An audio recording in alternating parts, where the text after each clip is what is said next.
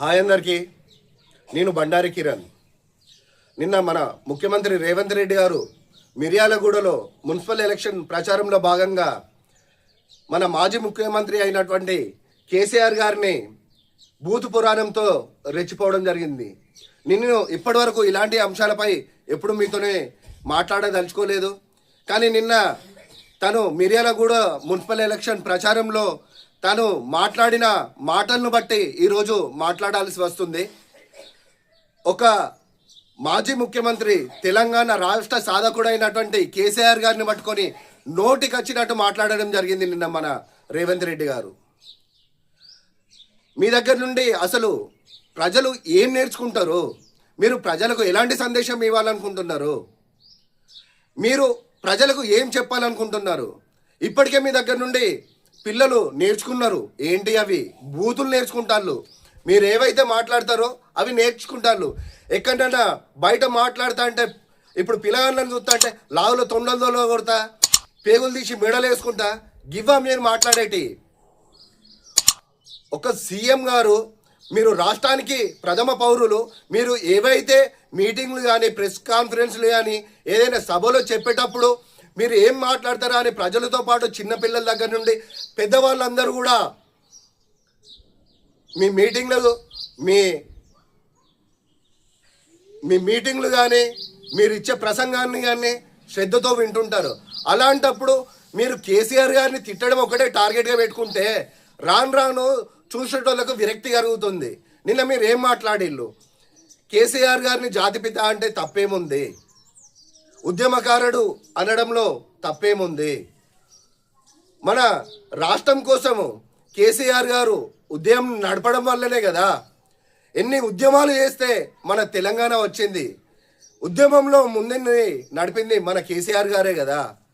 అలాంటి కేసీఆర్ గారిని పట్టుకొని మీరు ఉద్యమకారుడా, మీరు తెలంగాణ జాతిపితనా అంటే అవుననే చెప్తున్నా. ఎందుకంటున్నా, తాను ప్రాణాలు సైతం లెక్క చేయకుండా నిరాహార దీక్ష చేసి రాష్ట్రం సాధించే వరకు నేను ఎలాంటి ఆహారం కానీ ముట్టనని చెప్పి తన ప్రాణాలు సైతం లెక్క చేయకుండా పోరాటం చేసి తెలంగాణ రాష్ట్ర సాధన కోసం కష్టపడ్డాడు. కాబట్టి మేము జాతిపిత అని పిలుచుకుంటాం. దాంట్లో తప్పేముంది?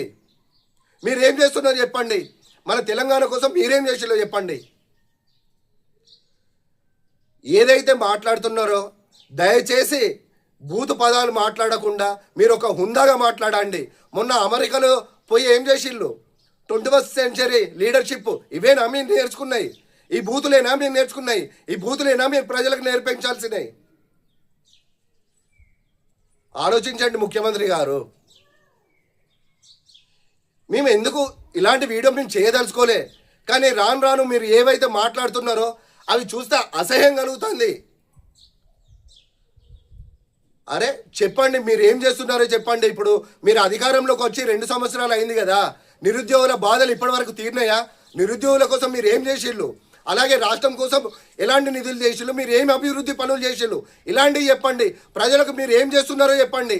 అంతేగాని ఒక సభ కానీ, ఓ మీటింగ్ కానీ, ఓ ప్రెస్ కాన్ఫరెన్స్ కానీ ఏది పెట్టినా ప్రతిపక్షాన్ని తిట్టడమే టార్గెట్గా అది మీరు అంతకుముందు ప్రతిపక్షంలో ఉన్నారు, నడిచింది. కానీ ఇప్పుడు మీదే అధికారం కదా, మీరే సీఎం కదా. ఇలాంటప్పుడు కూడా ఇలాంటి బూతు మాటలు మాట్లాడు అవసరమా? ప్రజలు మీ దగ్గర నుండి ఏం కోరుకుంటారు? మీ దగ్గర నుండి ఏం నేర్చుకోమంటారు? దయచేసి సీఎం రేవంత్ రెడ్డి గారికి వినయంతో చెప్తున్నాం, ఇలాంటి బూతు మాటలు బంద్ చేసి మీరు మీ పాలనను ఇప్పుడు అంతకుముందు కేసీఆర్ గారు 10 సంవత్సరాలు చేసిళ్ళు. తన గురించి చెప్పుకోవడానికి ఒక చరిత్ర ఉంది. ఆ చరిత్ర అనేది ఎవరు మనం మరపలేము. ప్రజల గుండెల్లో ఉండిపోతుంది అంతే. ఇప్పుడు నీటి కాళేశ్వరం ప్రాజెక్టు కానీ, నీరు కానీ, ఇంటింటికి మంచినీరు కానీ ఇలా చెప్పుకుంటూ పోతే ఎన్నో ఉన్నాయి. అలా మీరేం చేస్తారో చెయ్యండి. అలాగే తనకంటే ఎక్కువ మీరేం చేస్తారో చేసి చూపియండి. అంతేగాని ఈ తిట్టుకుంటా కాలం వెళ్ళ తీసుకుంటా ఇంతకుముందు సర్పంచ్ ఎలక్షన్స్లో ఆ ఫోన్ ట్యాపింగ్ అని ఒకటి ముందర పెట్టిళ్ళు. మళ్ళీ ఇప్పుడు మున్సిపల్ ఎలక్షన్ రాగానే మళ్ళీసారి ఈ ఫోన్ ట్యాపింగ్ సిట్ విచారణతోనే ప్రజలను అయోమయానికి గురి చేసి అధికారంలోకి వచ్చుడు తప్ప మీరు ప్రజలకు ఏం చేయలేదు. ఇది నేను మాట్లాడద్దు కానీ ఇప్పుడు మాట్లాడాల్సి వస్తుంది. అరే మీరు సరిగా మాట్లాడండి. మీరు రాజ్యాంగబద్ధంగా మాట్లాడండి. ప్రజలకు మీరు మాట్లాడితే మీకు విలువనిచ్చే విధంగా ఉండాలి. అంతే తప్ప ఏం మాట్లాడతాడో చెవులు మూసుకునే పద్ధతి రాకూడదు. ప్రజలందరూ గమనించుకోవాలి.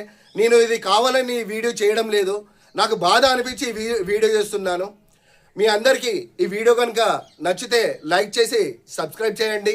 అలాగే మీ అభిప్రాయాన్ని ఏదైతే ఉందో కామెంట్ రూపంలో తెలియజేయండి. అందరికీ ధన్యవాదాలు. నమస్కారం.